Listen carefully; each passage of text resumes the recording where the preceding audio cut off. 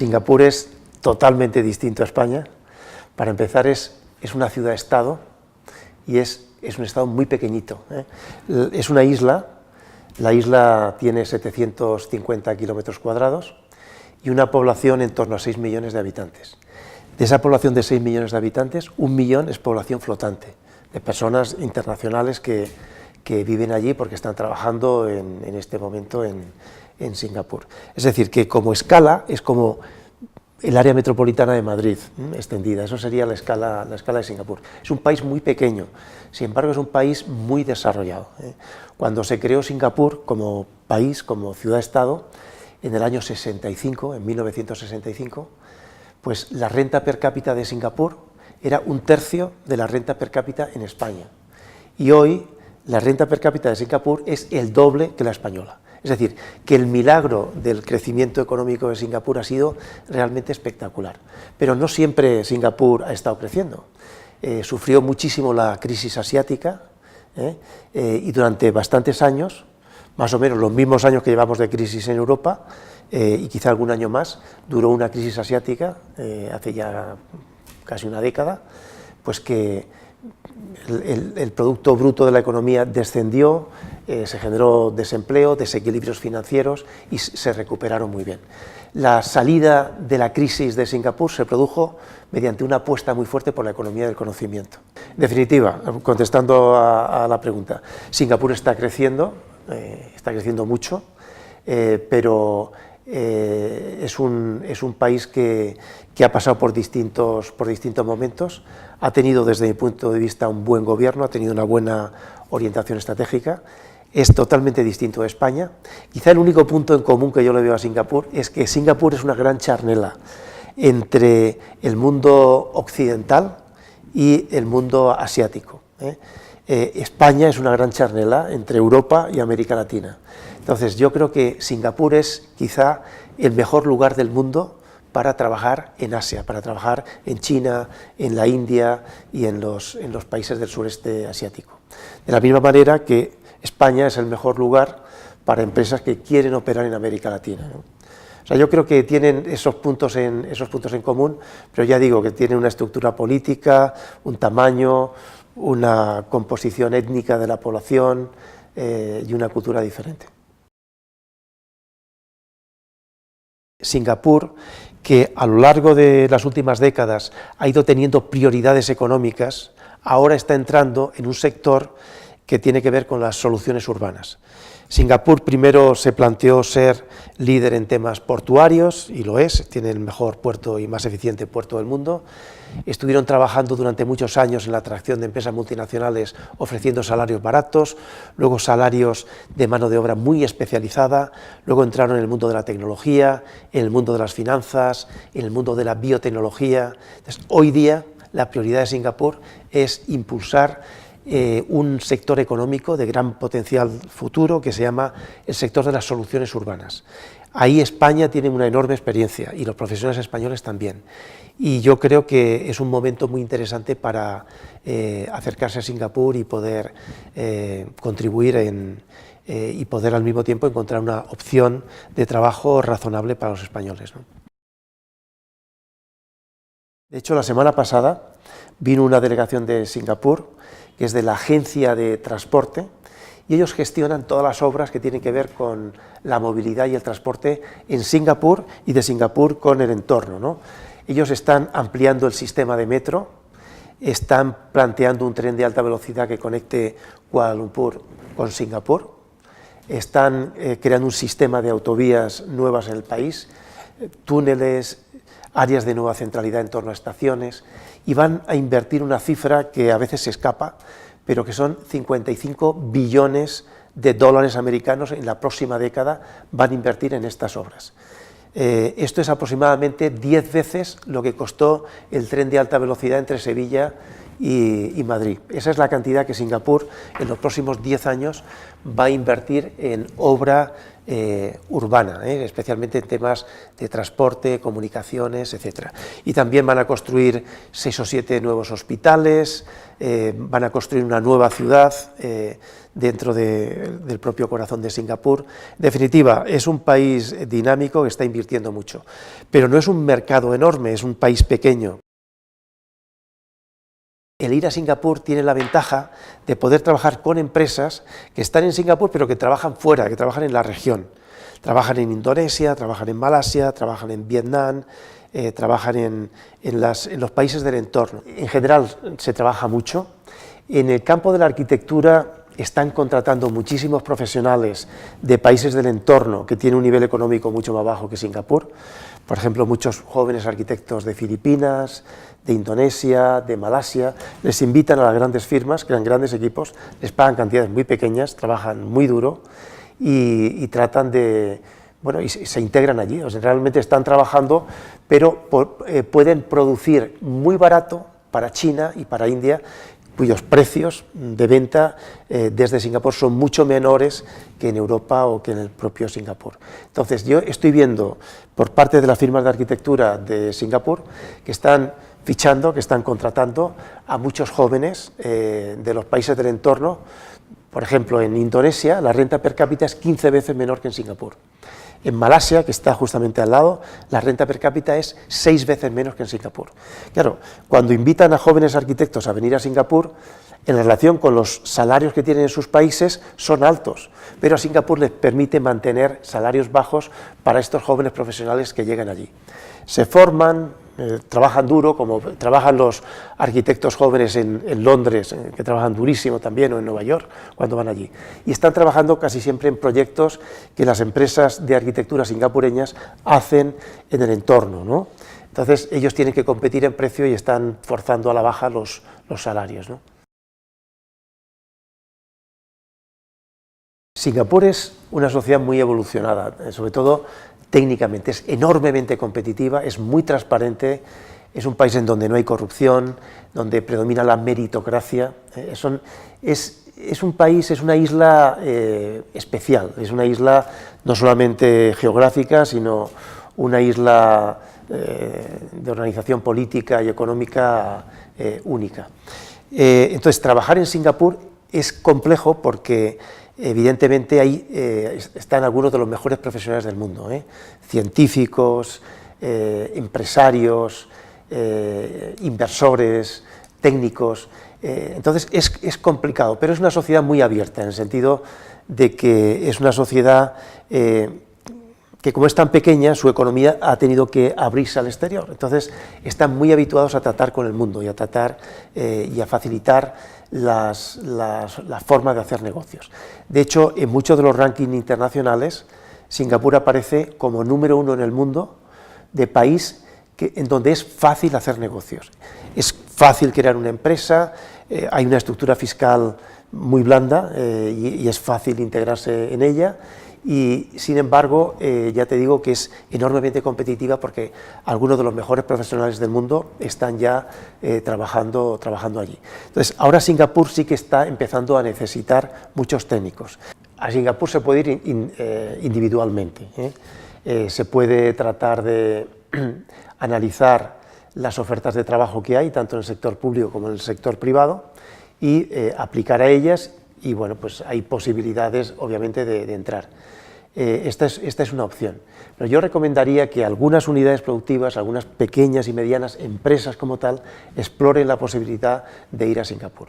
Porque Singapur no tiene barreras proteccionistas a empresas cuando van a instalarse allí. Es muy fácil crear una empresa, tienen un sistema fiscal, como antes he comentado, muy blando, es decir, las empresas creo que pagan el 19% de impuestos, claro, pero como hay tantísimas empresas, los ingresos para el gobierno de Singapur son muy altos, pero sin embargo las empresas pueden ser muy competitivas porque tienen un tratamiento fiscal muy favorable y no hay mucha burocracia para operar. Yo recomendaría a pequeños estudios o medios en el tema de arquitectura, en el tema del diseño de interiores, en los temas de arquitectura del paisaje, diseño urbano, construcción civil, que exploren esa opción, porque yo creo que es el mejor lugar para trabajar en China, y para trabajar en la India, y para trabajar en Malasia y en Vietnam. Desde mi punto de vista, el mejor lugar para estar es Singapur. Tienen un sistema jurídico de origen británico, hay una gran protección de la propiedad intelectual, que no pasa en otros países del entorno, y luego tienen una cultura enormemente abierta para aceptar profesionales de otros países si aportan valor. Yo creo que los profesionales europeos tienen un gran prestigio en aquella zona, en toda Asia, pero especialmente en Singapur los valoran muchísimo, y yo creo que es una oportunidad para hacerlo. Yo animaría a explorar la opción de Singapur. Entre sectores, aparte de la construcción de ciudades, Singapur está invirtiendo mucho en el sector de la energía, tiene un grupo empresarial enorme que se llama Keppel. Keppel tiene una tecnología para extraer petróleo de aguas profundas. Entonces, todo el petróleo que se ha descubierto recientemente en Brasil, en el entorno de Sao Paulo, de Río, etcétera, está en el fondo del mar a más de 6.000 metros de profundidad. Esa tecnología la tiene Singapur. Por eso Keppel está ya operando en Brasil, y Keppel tiene un área que se llama Keppel Land, que hacen ciudades y macroproyectos inmobiliarios, y están también intentando hacer algunos proyectos en América Latina para los cuales efectivamente va a haber oportunidades para los españoles, ¿no? Bueno, dentro de Singapur está, por una parte, quienes están liderando las instituciones públicas, que están en el gobierno, y el sector privado. En el sector privado están las grandes empresas multinacionales de construcción, empresas de promoción. Entonces, ellos tienen acceso al mercado de la arquitectura internacional y tienen acceso a los mejores estudios del mundo. Y muchas veces tratan de invitar a grandes firmas para que les ayuden a singularizar sus propios edificios. Dentro de lo que es el gobierno, hay un ministerio, que es un ministerio que se dedica a los temas de las ciudades y la arquitectura. Se llama el Ministry of National Development. Entonces, este ministerio tiene dos áreas.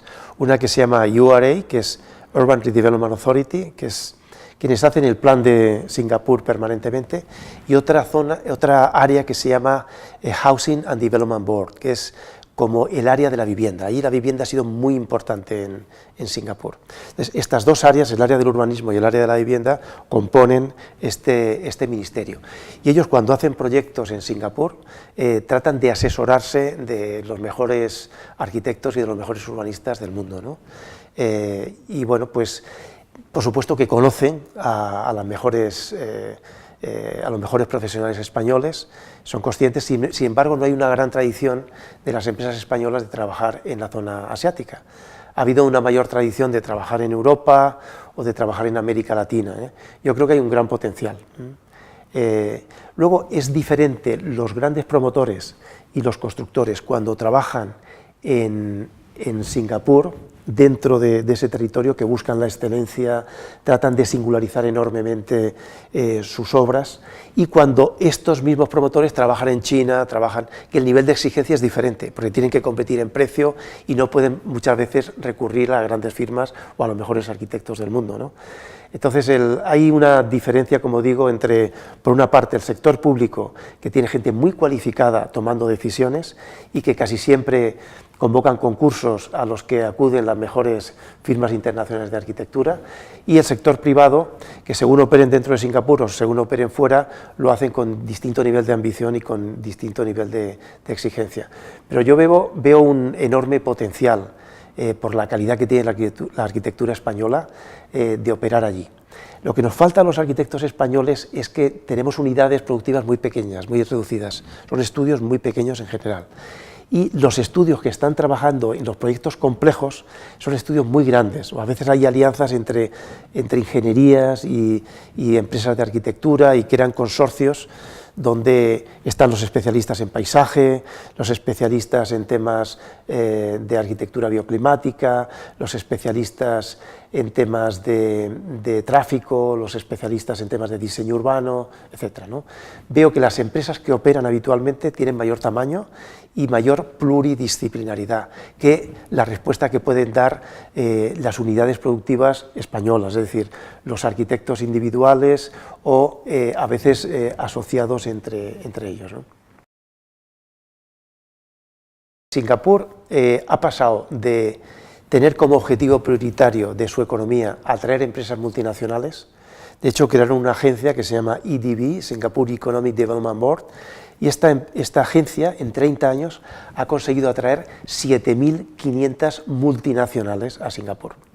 Sin embargo, ahora la estrategia de Singapur no es seguir apostando por atraer multinacionales, sino por atraer buenos profesionales, buenos arquitectos, buenos médicos, buenos cocineros, interesantes artistas, atracción de talento. La gran apuesta de Singapur, esto empezó hace unos 12 años aproximadamente, cuando yo empecé a ir por Singapur las primeras veces. La obsesión en aquel entonces era pasar de una economía muy tecnificada a una economía del conocimiento. Ahora la estrategia es una economía de la innovación, pero durante muchos años, durante la última década, Singapur ha estado apostando por la atracción de profesionales. Y ahí veo muy bien a los arquitectos artesanos que pueden ofrecer una arquitectura de autor muy singular, pero que van a tener que asociarse con empresas que le puedan dar un soporte tecnológico suficiente para poder entrar en proyectos de gran escala. Mi consejo sería que tomase unas pequeñas vacaciones, si puede, que dé una vuelta por allí, por Singapur, teóricamente como turista, que conozca el país, que hable con la gente, y si realmente le gusta, pues que procure a través de los procedimientos de la propia red ver qué opciones de trabajo tiene en el sector público y en el sector privado y aplicar. Yo creo que es una sociedad muy abierta y muy sensible a estas cuestiones. La vivienda en Singapur para los singapureños es relativamente barata. Casi el 90% de los singapureños ha tenido acceso a un programa de vivienda social. Entonces, la política de vivienda social en Singapur ha sido muy exitosa y incluso se habla muchas veces de que cuando un singapureño, una familia de Singapur, compra una casa, es como si tuviera una acción en el país, ¿no? Y lo que es interesante es que hay un gran pacto tácito entre el gobierno y las familias para seguir elevando el valor de esas viviendas. Las familias renovándolos en el interior y el gobierno mejorando el entorno, mejorando la accesibilidad, mejorando la conectividad, los equipamientos, la jardinería, etcétera, de manera que poco a poco van manteniendo el parque inmobiliario y teniendo valor.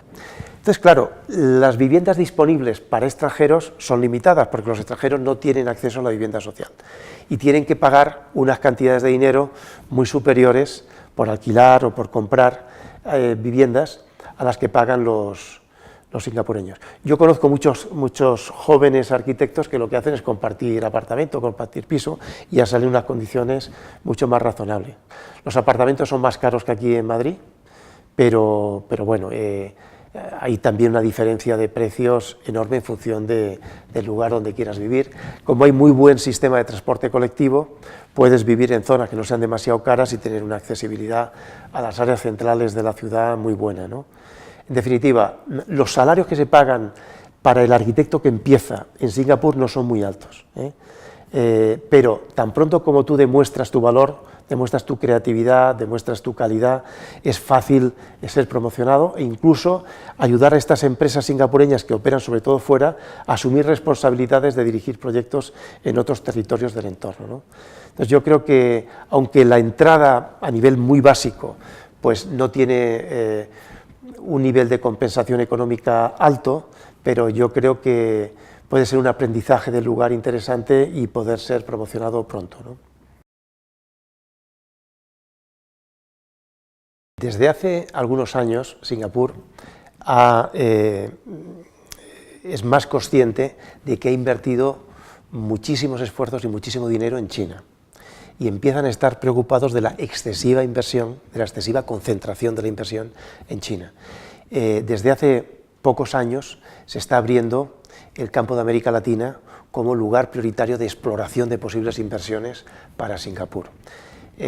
Singapur está impulsando una iniciativa de construcción de ciudades en el exterior.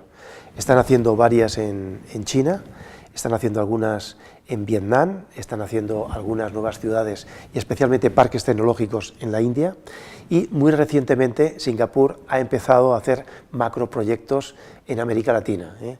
está iniciando ahora un proyecto en Curitiba, en Brasil, pero también están explorando otras opciones en Cuba y en algunos lugares también de América Latina. En definitiva, yo creo que esta alianza España, Singapur, América Latina tiene todo el sentido, porque igual que Singapur ha sido capaz de recibir muchas empresas y muchos profesionales occidentales que querían trabajar en Asia, de la misma manera España puede ser un cauce de entrada en América Latina formidable para las inversiones de Singapur. Ahora se ha establecido un vuelo de Singapore Airlines, que es Singapur, Barcelona, Sao Paulo. Empieza a indicar los flujos de capitales, de personas, de ideas que empieza a haber entre América Latina y Singapur, y por tanto el papel emergente y las oportunidades que surgen para España. Yo creo que profesionales españoles que puedan trabajar en empresas singapureñas que operan en América Latina tiene todo sentido. Nosotros, afortunadamente, en España tenemos una embajada en Singapur, o sea, hay un embajador español en Singapur.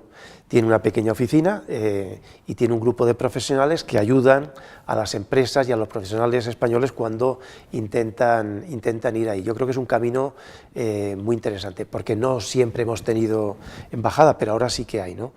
Y por otra parte también nosotros somos un consulado de Singapur en España, y también pues ayudamos con temas de visados para españoles que necesitan ir a Singapur, y también pues ayudamos a la gente del gobierno de Singapur a entender mejor lo que pasa en España, ¿no? O sea que yo creo que el canal más directo es la embajada española en Singapur, ¿eh?